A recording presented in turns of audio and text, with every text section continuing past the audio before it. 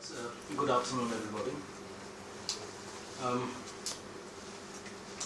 What I'm going to speak on, I have titled it Culture as Right and Victimhood as Culture, a preliminary critique of the emerging public sphere in the Northeast. As I was told, this gathering is about trying to present the kind of researches that one is doing in a larger audience across disciplines. And if I remember how it started and how I was told about it, it is about, for example, people pursuing researches in science, natural science subjects, and those in social science subjects have remained largely incommunicado. So it's better to present one's researches and communicate with one another.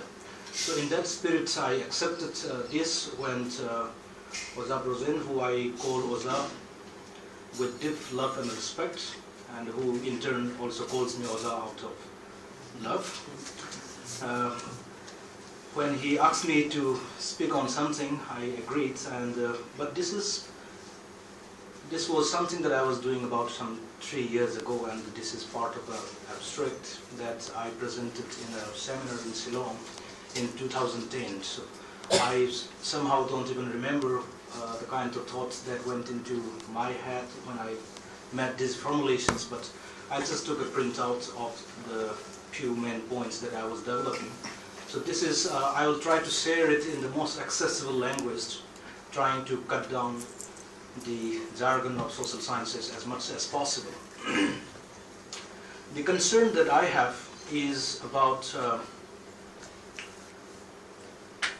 how people relate to one another in the Northeast, and how there is a kind of what is the nature of the public, of the people and the public in the Northeast.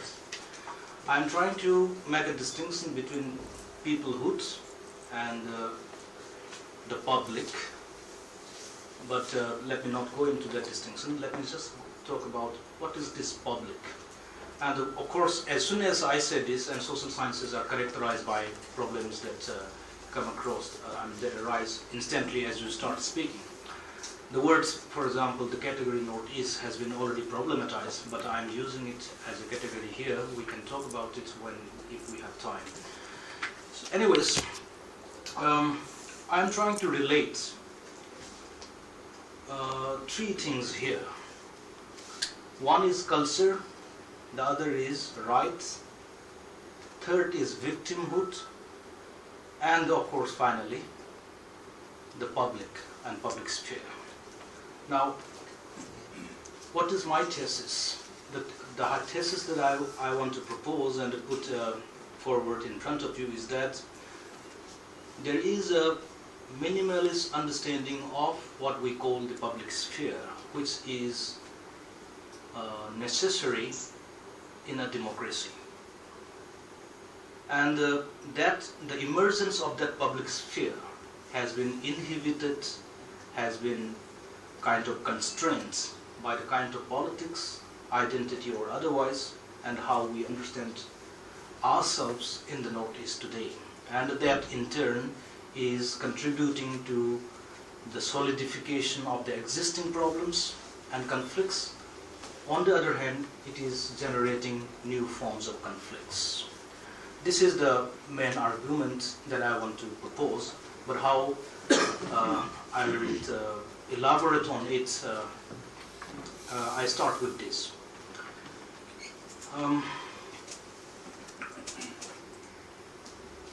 First, let me go into culture.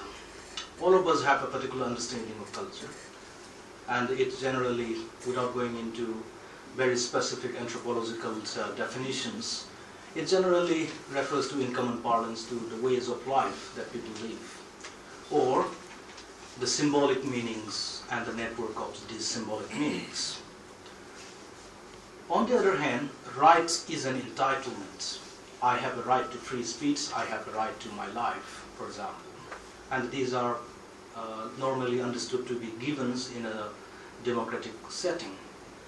Somehow, in the last few decades, particularly from 1990s, it has become a very prominent demand, almost universally recognized now, that we also have a right to culture.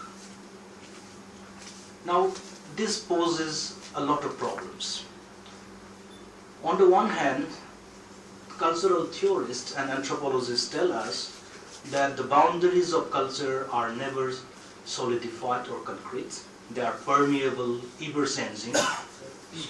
On the other hand, we also claim a right to that culture as if this is already a given concrete object.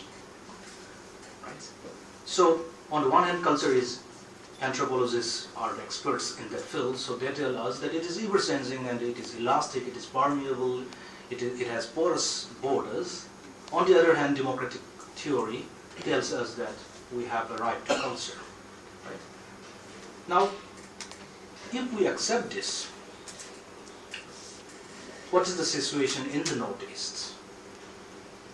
There are already formed communities. How these communities have come to be formed through history, I'm not going to go into that, but at least as a starting point, we can accept that there are various communities which are already understood as pre-given, ethnic communities particularly.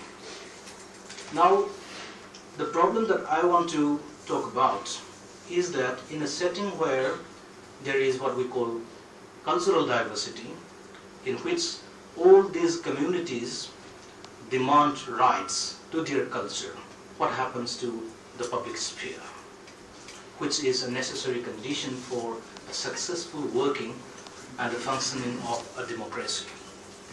Now, but what do I mean by public sphere? Public sphere is a term that generally is attributed to the German sociologist, philosopher Jürgen Habermas.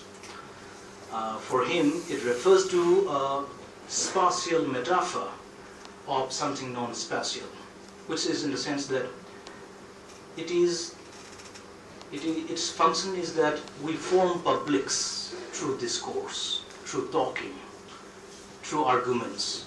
And the operative principle there in this public sphere is that we argue, put proposals, and discuss by using reason and rationality. So the operative principle is this rationality. So public sphere can be defined as a space of critical rationality. So in this space, it is not a particular place, but in a space where people communicate through the exercise of reason and the form opinions, and through that opinion form publics. Now, this public opinion is what is going to count as public opinion in a democracy, and this public opinion is supposed to fit the state, the government, on the kind of policies and decisions that they take. At the same time, this public does form through the exercise of reason, is supposed to be the public that the state respects and represents. Now, there are various fissures and fragmentations of a public sphere. There is no ideal example of a public sphere anywhere, but somehow, nominally, a minimalist understanding is supposed to be necessary if we are to function and make our democracy work. Now, having said that, once people claim the right to culture, and on the basis of that culture, they claim, the same people claim political rights. Now, there is some interesting turn happening here. One is that first there was no right to culture, now we have been granted the right to culture. But once the cultural rights have been given, on the basis of a cultural rights, the same communities start claiming political rights. And there is a kind of an overlap between cultural rights and the political rights here. Right? So there is a transformation suddenly without explanation from cultural rights to political rights, which is generally articulated in the name of, for example, demanding autonomy for a particular community. So these are, for example, found in our demands for, let's say, Sikh schedule, for example. This is a political demand for autonomy based on cultural arguments. Now, what I find interesting and perplexing is that the political arguments that have been supported and anchored in the language of cultural rights fragments almost, irretrievably the public sphere, the ideal of public sphere that I was talking about, which is that in the public sphere, in that situation, people are supposed to reason and exercise, form opinions and give arguments only on the basis of reason. But in a situation where your identity is already pre-given and provided by your ethnic belonging or your cultural belonging of other kinds, your reason is already imbued with your identitarian concerns. So therefore, the reason that was supposed to be communicating to one another now fails to communicate with one another. What happens is that, therefore, if I have to come to a very simple explanation, what we end up doing is that instead of simply trying to engage with the force of reason and rationality, we first of all try to find out the identity of the speaker. Is he a Meitei? Is he a Naga? Is he a Kuki? Or is he a Muslim? Or is he a Hindu? So therefore, the force of the argument is not just on the basis of rationality and reason, but rather on the basis of one's identity. And therefore, there is a mistrust, there is a dismissal, there is, in that case, there is a third level that I want to come to. Now the politics, we have rights, we have cultural rights, and on the basis of these cultural rights, we have to demand political rights. But when you demand political rights on the basis of your cultural identity, like ethnic belonging, you are already judged. So we fail to communicate, we fail to engage. What is the result of this kind of politics is that, I argue, there is a resultant politics of competing victimhood. Right? We all are victims, because the communities, only when they anchor their demands on victimhood, we have been a victim historically, and therefore we deserve this political autonomy or certain set of rights. Right? So again, at the second level, what happens is that the argument coming from ethnic belonging and the argument of historical grievances again overlapped. So they reinforce one another, they complement one another, and the people fail to separate the two. Right? So, what is victimhood then? Victimhood is, psychologists here could tell us more clearly, but the general sense is that when in a situation or in a sense of being a victim, people, apart from certain denials, have a sense of the loss of agency. They accuse the other of their state of victimhood, and the self cannot do anything about it. Any remedial course to change the course of this victimhood is supposed to come from the other.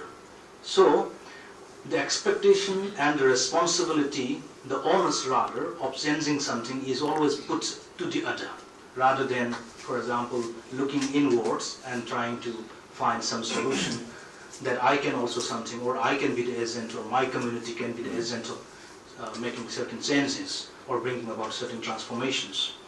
So in that kind of victimhood, people narrate, invent, and produce pasts that do not exist, which is that they present us a narrative of their own victimhood. If for example, taking some cues which we don't really need to go too much into past. If one goes into the politics in Manipur, what we call the Naga communities will talk about a particular past of victimhood, a history of victimhood. The Manipuris, Meiteis, will themselves say that we have been a victim of a certain kind, and so therefore every community is in a competing victim of that sort. But the point that I'm trying to say is that two sets of victimhoods, or two or more sets of victimhood, never communicate.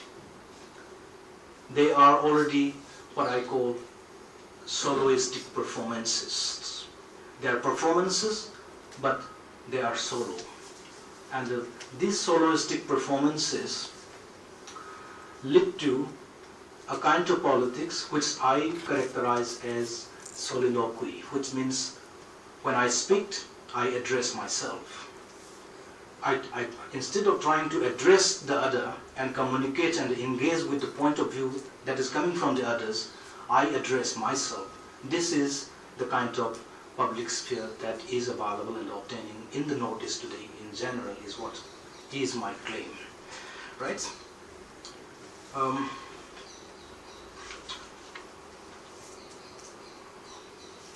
6 minutes. 6 minutes more. Right. Is that apart from discussions only for speaking? Or I'll make an answer. Right. I can. I mean, there is nothing much to say. Okay, if you can, and then we can discuss. Right. So, instead of going into many other theoretical arguments, let me just try to put the kind of thesis that I want to share with you, so that my purpose rather is to provoke here all of you into arguing with me so that we can think further on these issues. The final thing, as I think over it, is that once this politics of competing victimhood takes place in the society, and because you are already considering yourself as a victim, and you expect the other to start making the changes and the initiatives thereof, it becomes an invitation to the state to intervene. We generally, many of us, many scholars and many commentators have tried to, on many occasions have kind of accused the state. The state is doing this, so we are the victim. The state is doing this, so we are the victim. But if one analyzes from a reverse position, one also finds that we have already met the grounds very fertile to make possible the intervention of the states. And this is because of our over-obsession with our identities. Or, I'm not saying that the identity is not important. Identity, of course, is important. I can defend the importance of identity, but the point is not that. Despite the importance of identity, what I'm trying to say is that it is also possible to come out of that identity and reason together. But in the public sphere that we have today, it is rather, one can say, it is characterized by an eclipse of reason. And third, finally, not third, I have said third so many times, I'm sure. To provoke you further, I characterize it as fantasizing dystopia. Dystopia is a kind of an extreme state of pain, agony, and helplessness, right? So we are fantasizing dystopia. Our politics in the Northeast today is one of fantasizing dystopia. Let me end it here. Thank you. Thank you, Bidhan. So we have a couple of minutes for discussions and arguments. Okay. Yeah, my one specific question is like, is it because of the fertile situation the state intervenes, or is it a kind of politics of the state that has to continue that politics? That is one has to define. Like sometimes it also happens that state needs to protect the state, and you have to create by your own cost of your security. Like the Aristotelian theory of how you dividing the people is one important method of controlling the people. So I mean, that is one you can explore more. Because some of the answer will questions, some of the questions will answer by answering these questions. Is it because of the because only the victimhood story that the problem is happening, or has a state in the larger interest of producing or happening all these things? Any more questions? Tamoya, I have a question, but at one point I totally agree with you, but at the same time, You completely disagree with me. I would say in his book Culture and Imperialism, he said when political freedom is denied, culture takes its own part. So, sorry, when political freedom is denied, culture takes its own part. But in your presentation, you say the cultural rights are given, and after that, the political rights are demanded. But what I feel is the cultural rights and political rights are demanded because of the cultural and economic rights are denied. So I just think the opposite one more question, sir. Right. One is from Roses. That is about the state as continuing the politics of victimhood, right? The other is from Gunamani, right? Edward Said's frame, right? Yeah. So my name is Roshan, and I'd like to ask, it's some sort of out of the syllabus, but try to bring into the reality of the victim situation. You told us that the reason versus the culture, or culture may be a form of affiliation, or maybe we understand it's a pre-granted thing, entity, something like that. So my question is how far you see that two cultures that they try to justify their sort of political right or some kind of they're standing through victimization this concept and all. So if there is no compromise between the two, and what kind of means that we can bring in the form of cultural affiliations or sort of things that we can compromise these kind of ideas. I give you the example, Meiteis have a sort of understanding of cultural affiliations, which may be different from other communities. So if there is no you told us that there's no communication between two victim communities. So what will be the sort of process that we can begin so that there should be some sort of solve the problem?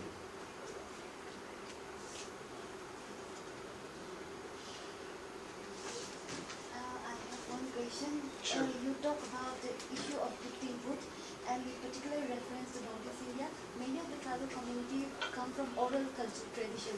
So the way of life is all handed down from songs and community festival. So in that context, for any ethnic community, particularly from oral culture background in Northeast India, culture, identity is all a part of life. So when you again use another terminology, victimhood, or competing for that terminology, or over obsession with our identities, then yeah, I want to have a clarity on this. Right. Can I add one more? Sure. What's her name? I'm sure. My name is Asen Humay, and from JUDC. Yeah. What I'm thinking that your sense of public, which you say as a minimalist understanding of public, which brings you a workable democracy, sounds to me it's more kind of a elitist public. Elitist public where larger part of the society would be understood as irrational, unreasonable. It sounds very elitist. That's one. Another thing is that there are also many forms of public sphere where, according to you may think it's very irrational. Like, see the kind of public sphere which I see around, say for instance, around some festival, for example, festivals or fair it's also evolved a certain public sphere where there's not much demand of regional rationality, but this idea of reason rationality seems to be something very, very modern, very, very what you call yeah. But what I'm saying is that you do not see the possibilities of other forms of public. Only one kind of public, which is, I think, is less of a possibility to evolve. I'm having this in my mind. Thank you. Can I first deal with this set of questions first? Yeah. Thank you. Thank you for the questions. Right. First of all, can I switch it at all? Yeah. Right. Yeah. I generally am very allergic to microphones. You can keep it far. Right. I'm more comfortable speaking in this manner. Right. Rose's question is, if I understood you correctly, whereas I said that there is the kind of politics that is existing today in the Northeast is an open, fertile ground for the state to intervene. You are asking me, is it the reverse where the state also has a stake in producing that kind of politics, and is that politics of victimhood a result of the politics of the states? Right? Now, my answer to it is that yes, partly, definitely, in a major way, the state has an interest in perpetuating that kind of politics, definitely. However, my point is that if the state is producing this kind of politics, why can't we be a public to stand up against that politics of the states? Why can't we be a public to stand up to it? Victimhood is precisely that, when you say, yes, the state is doing this and we are in this. And we are not able to see, or rather we are blind to the possibility of forming ourselves as a public, giving ourselves that power of agency to challenge and oppose that state from practicing that politics. And I'm seeing some deficiencies in the way we have our public sphere. Right? And this is a critique of the public sphere, not a critique of the state.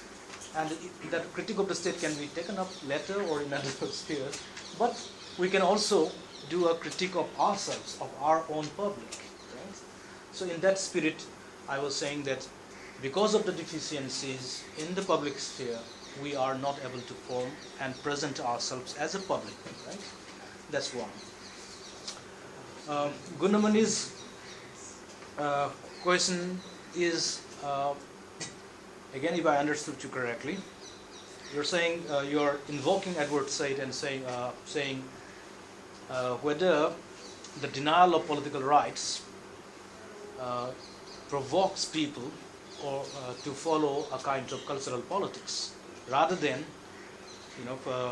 a cultural politics producing political demands, right?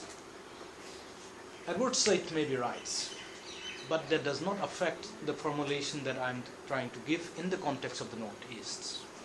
We have all been having a political demands. Even before all the communities had a cultural demand, right? Or somewhere in history, certain trajectories have so happened that political demands have come to be anchored or articulated in the language of culture, rather than as political demands themselves. Rather than saying, I want this particular thing as justice, as opposed to injustice, we start saying, because I have this culture, I have a right to practice this particular culture, and because I have a right to culture of this kind, I should be given autonomy. So the arguments, the trajectory of the argument gets completely reversed in the Northeast. For example, if you go back to the Naga submissions to the Simon Commission, if I remember correctly, they were saying, please leave us out, because we have not yet reached that kind of stage where some of these reforms that the Commission is proposing are not going to be suitable to us, right? that does not necessarily represent the kind of politics that I'm talking about, but the roots are somewhere there, for example, right? So, and just to give an example, so because we are this, so we want these rights, right? So, but because we are this is articulated, formulated in the language of a different culture, right? And therefore, but once you start invoking the language of culture, So Bidhan, just finish in 2 minutes. right? All of us have cultures, and what cultures these are, I'm not very sure, right?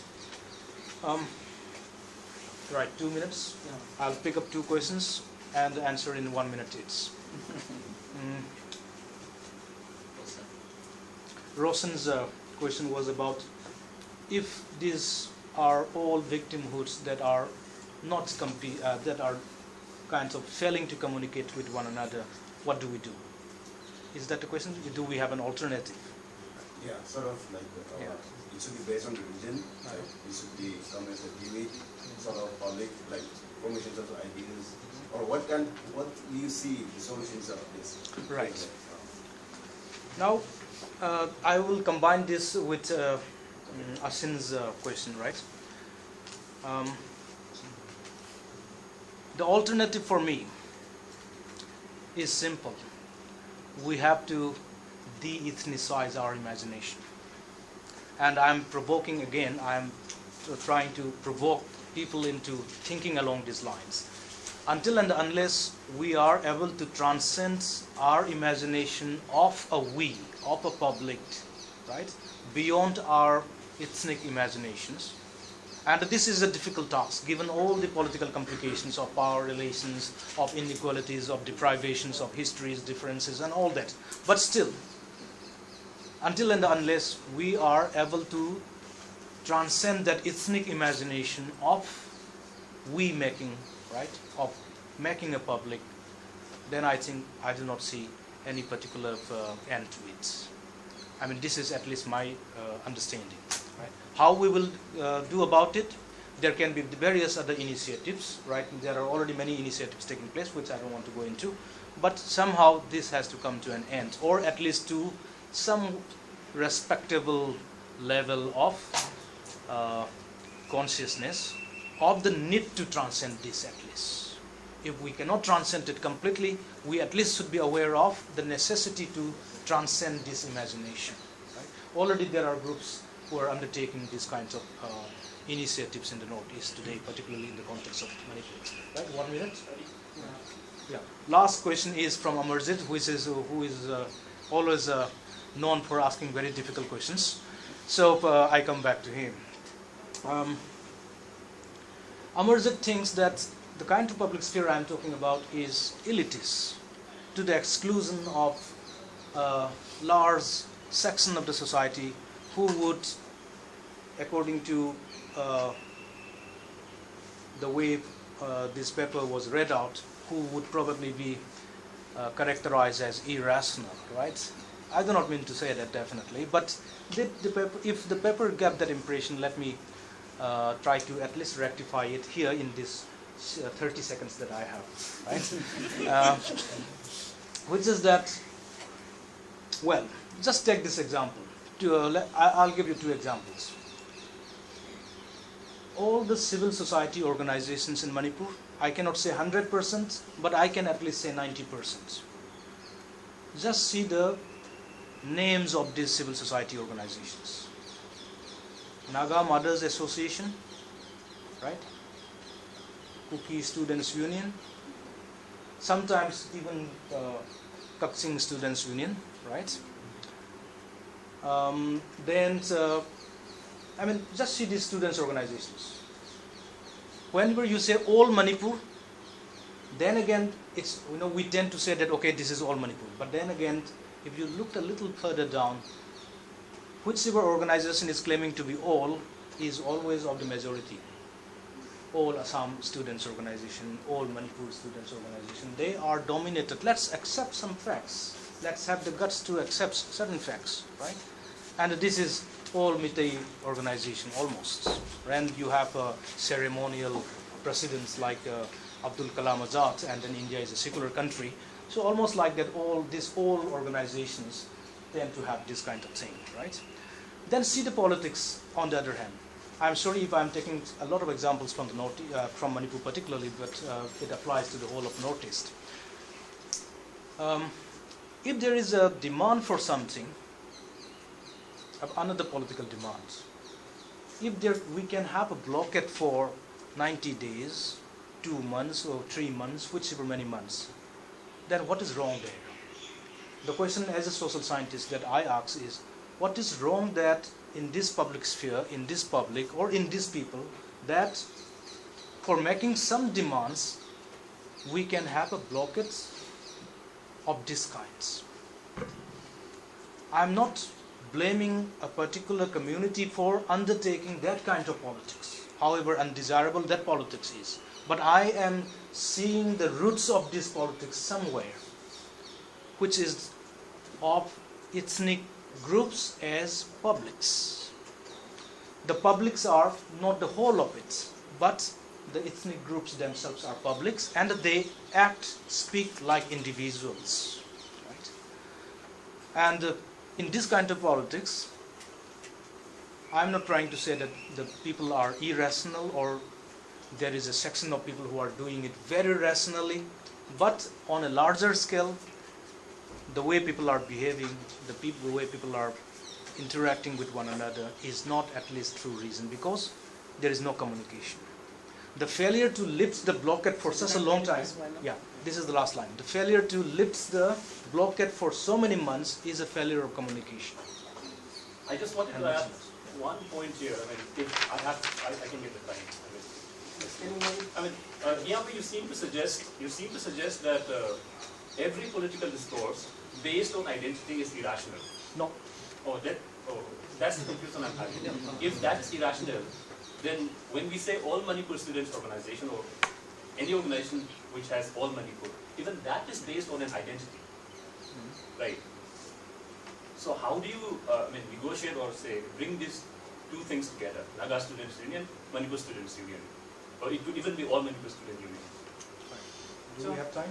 Can you continue? I mean, I just get this chance. I mean, I came from Bhubaneswar and I'm here for you can just 2 days. actually discuss in between tea time because we are running short of time.